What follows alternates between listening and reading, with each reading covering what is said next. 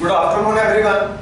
Now let us continue with the concept of inventory management. Now in the previous class you learned the calculation of EOQ model, economic ordering quantity, the concept of total cost, discount model and various stock levels.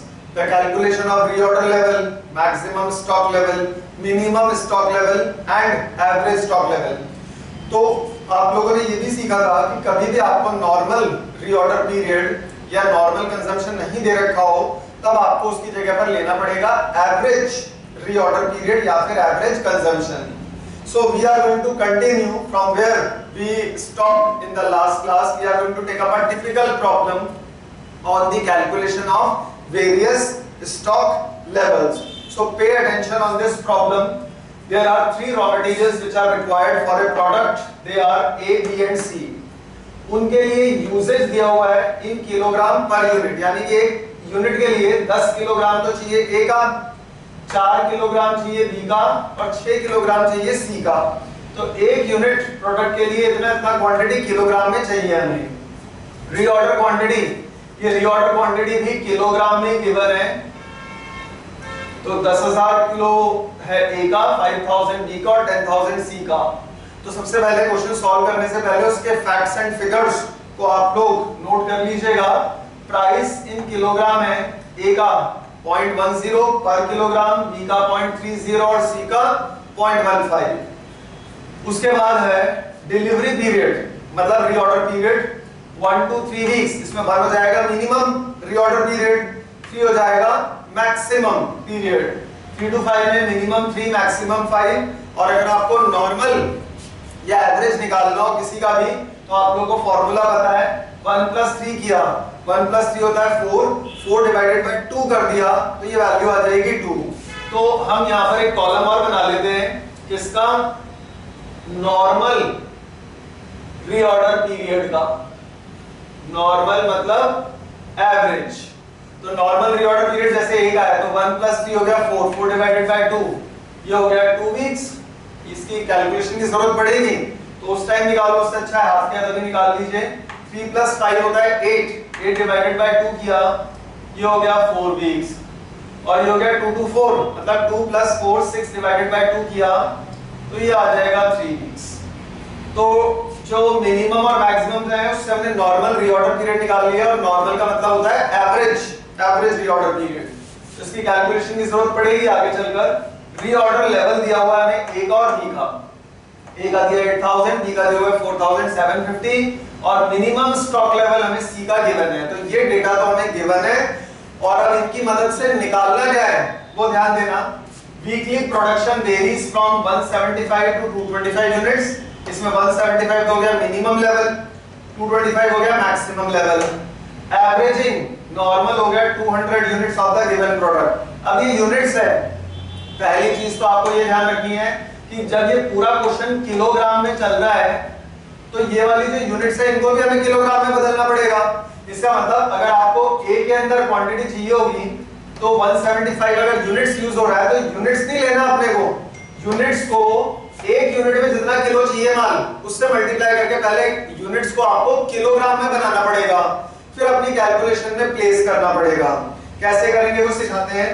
लेकिन आप लोगों को निकालना है इस question में, you have to calculate minimum stock level of A, maximum stock level of B and reorder level of C. ये तीनों चीजें कैलकुलेट करनी है. सबसे पहले हम कैलकुलेट करेंगे minimum stock level of A. तो फॉर्मूला याद रखिएगा. First point, minimum stock level of A. तो मिनिमम स्टॉक लेवल का फॉर्मूला आप सबको सिखाया गया है, वो होता है सिंपली ROL यानी कि रीऑर्डर लेवल माइनस करना है हमें क्या चीज, normal consumption multiplied by normal reorder period. तो मिनिमम स्टॉक लेवल निकालने के लिए पहले तो आपको ये फॉर्मूला याद रखना पड़ेगा, राइट. अब ए का बोल रहे हैं, तीनों का तो नहीं बोल रहे, जिसका जो बोला उसी को ही कैलकुलेट करना है. तो मिनिमम स्टॉक लेवल ऑफ ए, क्योंकि लास्ट क्लास में तो आपने सभी के स्टॉक लेवल्स निकाले थे और सारे मिनिमम भी, मैक्सिमम भी, रीऑर्डर भी और एवरेज भी, but in this question it has been specified to calculate the value of minimum stock level of A। तो पहले तो मिनिमम का फॉर्मूला याद रखना है, ROL minus normal consumption into normal reorder period. अब मिनिमम स्टॉक लेवल के लिए रीऑर्डर लेवल अगर आप देखें तो रीऑर्डर लेवल हमें दे रखा है कितना, 8000 है, 8000 किलोग्राम, ये ऑलरेडी किलोग्राम के अंदर है, right, minus normal reorder period, तो नॉर्मल रीऑर्डर पीरियड तो है 2 वीक्स, तो नॉर्मल रीऑर्डर पीरियड के लिए तो हम 2 लगा देंगे, लेकिन नॉर्मल कंजम्पशन हमें दे नहीं रखा, तो यहाँ पर जो गिवन है नॉर्मल क्वांटिटी को 200 यूनिट्स दे रखी है, यूनिट्स में, किलोग्राम में नहीं दे रखा, तो हम पहले कैलकुलेट करेंगे नॉर्मल कंजम्पशन ए का, नॉर्मल कंजम्पशन ऑफ ए, वो कैसे आएगा, उसके लिए जो नॉर्मल क्वांटिटी है यानी कि एवरेज क्वांटिटी है वो है 200 यूनिट्स, सभी के लिए इतनी ली जाएगी 200 यूनिट्स, और एक यूनिट के लिए बात हो रही है एक ही, तो एक के लिए कितना किलोग्राम चाहिए, 10, तो इसको पूरे 10 से मल्टीप्लाई कीजिएगा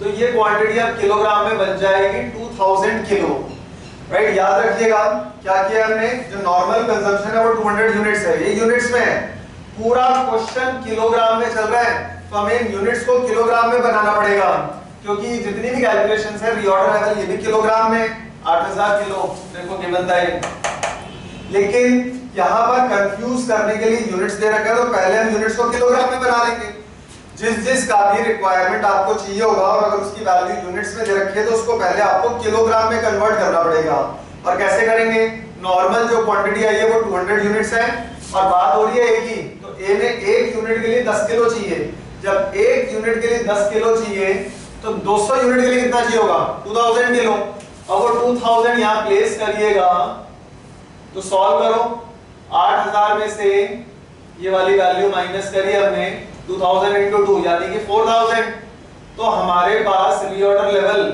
में से माइनस करने के बाद जो आंसर आएगा that is equal to 4000 kilogram, ये हो जाएगा minimum stock level of A.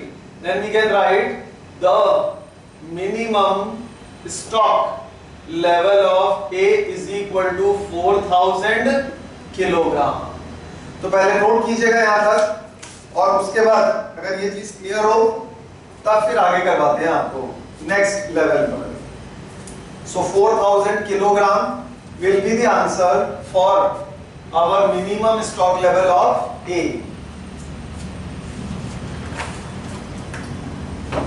Kindly take it down. Then we will start the calculation of maximum stock level of B. Right? अब वो देखिए कैसे करना है। पहले तो उसका फॉर्मूला देख लेते हैं। मैक्सिमम स्टॉक लेवल के लिए फॉर्मूला यूज करेंगे और I can erase it if you have written it down. Minimum stock level of A, एक बार चेक कर लीजिएगा,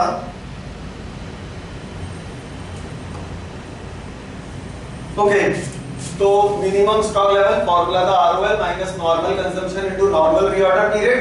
आरओएल गिवन था हमें ए का 8000, नॉर्मल कंजम्पशन था हमारे पास इसका 2000 कहां से आया, 200 यूनिट्स, एक यूनिट के लिए चाहिए अपने को 10 किलो। सॉल्व कर दिया तो मिनिमम स्टॉक लेवल ए का आ गया 4000 kilogram, right. Next we proceed on to the calculation of maximum stock level of B. तो अब इसका सेकंड पॉइंट है, हेडिंग डाल दीजिएगा maximum stock level of B, B raw material. पहले तो मैक्सिमम स्टॉक लेवल का जो जनरल फॉर्मूला है वो याद रखना है अपने को, वो था ROL plus ROQ, reorder level plus reorder quantity minus minimum consumption multiplied by minimum reorder period. So first of all you must remember the formula फॉर्मूले आपको लास्ट क्लास में एक्सप्लेन भी किए थे। तो मिनिमम रीऑर्डर लेवल का formula है ROL plus ROQ minus minimum consumption into minimum reorder period. अब हम एक एक करके सर्च करते हैं कि रीऑर्डर लेवल कितना है। बात हो रही है प्रोडक्ट बी की, तो प्रोडक्ट रॉ मटेरियल बी का, तो बी का आपको देखना है रीऑर्डर लेवल है 4750, तो ROL की जगह तो रख दिया सीधा सीधा 4750। रीऑर्डर क्वांटिटी, अब रीऑर्डर क्वांटिटी देखिए हमने बी की, क्योंकि कैलकुलेट ही बी का कर रहे हैं, तो बी के लिए रीऑर्डर क्वांटिटी जो है वो है 5000, तो इसमें 5000 पूरा पूरा ऐड ऑन कर दिया, तो 5000 रीऑर्डर क्वांटिटी के बी रॉ मटेरियल के लिए ऐड ऑन किया माइनस मिनिमम कंजम्पशन। अब जो मिनिमम प्रोडक्शन है वो है 175। बात हो रही है बी की, तो बी में एक यूनिट के लिए चाहिए होते हैं 4 किलो, और मिनिमम लेना नहीं, रेंज दे रखी है आपको 175 से लेकर 225, इसमें मिनिमम है 175, मैक्सिमम है 225, तो मिनिमम कंजम्पशन लेना है, तो मिनिमम 175 यूनिट्स है, और एक यूनिट के लिए बी में चाहिए 4 किलो। तो अब पहले तो हम कैलकुलेट करेंगे इसका, ये वर्किंग नोट हो जाएगा, minimum consumption it is equal to 175 multiplied by 175 है minimum consumption in units. Now since all the calculations are in kilogram, तो आपको इसको किलोग्राम में बदलना पड़ेगा, तो 175 को 4 से मल्टीप्लाई करो, so you can use your calculators, even I am using mine. 175 multiplied by 4, ये वैल्यू आ जाएगी आपकी 700, तो 700 किलोग्राम।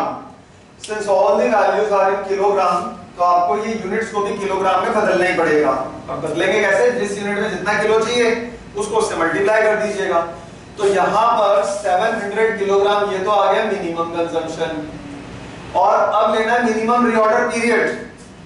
तो बात हो रही है बी की, बी का रेंज दे रखा है 3 to 5 वीक्स, इसमें 3 तो है मिनिमम, 5 है मैक्सिमम, तो मिनिमम रीऑर्डर पीरियड ये हो गया 3।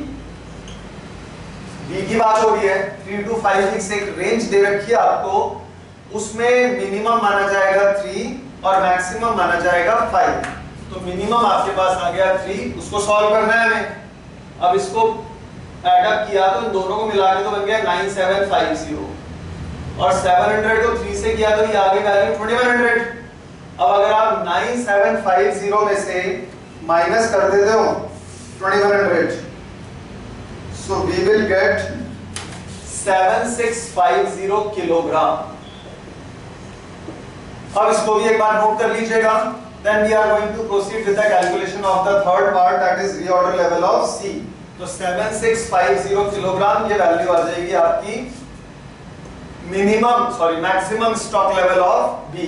तो मैक्सिमम स्टॉक लेवल के लिए ROL, क्या ROL हमें गिवन था, ROL की value it was given, ROQ reorder quantity भी हमें गिवन था, राइट, ROQ ये भी गिवन था 5000, ROL भी गिवन था 4750, मिनिमम कंजम्पशन गिवन नहीं था, तो मिनिमम कंजम्पशन ले लिया हमने 700 और मिनिमम रीऑर्डर पीरियड ले लिया 3, क्योंकि आपके पास एक रेंज दी हुई थी 3 to 5 वीक्स में 3 थी, इसको हमने प्लेस किया, सॉल्व किया, तो हमारे पास मैक्सिमम स्टॉक लेवल आ गया बी का 7650 किलोग्राम, राइट। अब आते हैं नेक्स्ट पर, थर्ड रीऑर्डर लेवल ऑफ सी। तो ये नोट कीजिएगा और फिर अगली हेडिंग डाल दीजिएगा, reorder level of C, third.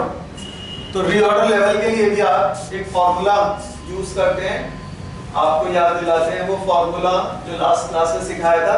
Normally reorder level के लिए फिर सी का कैलकुलेट करेंगे। सो ROL इज रीऑर्डर लेवल, इसका फॉर्मूला था maximum consumption into maximum reorder period. अब बात हो रही है सी रॉ मटेरियल के लिए, तो हमें सारा डेटा सी का ही लेना पड़ेगा, maximum consumption into maximum reorder period. C के लिए जो मैक्सिमम रीऑर्डर पीरियड है, maximum reorder period of C, वो तो हमें सीधे सीधे दे रखा है सी के लिए आपके पास जो रेंज है 2 to 4 वीक्स, उसके अंदर मैक्सिमम रीऑर्डर पीरियड क्या हो जाएगा 4 वीक्स। और ये मैक्सिमम कंजम्पशन कैसे आएगा, मैक्सिमम कंजम्पशन के लिए पहले तो आप देखो सी का मैक्सिमम कितना है, रेंज दिया 175 से 225, उसमें मैक्सिमम कितना है 225, तो 225 ले लीजिएगा आप। लेकिन ये 225 यूनिट्स हैं और आप लोगों को हमने बता दिया इन चीजों का ध्यान रखना है कि जब सारी चीजें किलोग्राम में है तो ये यूनिट्स आपका किलोग्राम में कन्वर्टेड होना चाहिए। अब बात हो रही है सी की, सी के एक यूनिट के लिए कितना किलो चाहिए 6 केजी, तो एक यूनिट के लिए 6 केजी चाहिए, तो 225 के लिए कितना चाहिए होगा 225 into 6 केजी से मल्टीप्लाई किया, so you can always use your calculators, 225 into 6 will give you 1350 kilogram. यह आ गया मैक्सिमम कंजम्पशन ऑफ सी। तो मैक्सिमम कंजम्पशन ऑफ सी है 1350 multiplied by 4 maximum reorder period, तो इनटू 4 किया हमने, ये सॉल्व करके आंसर आ जाएगा 5400 kilogram. So reorder level of C, इसका आंसर आ गया आपके पास 5400 किलोग्राम।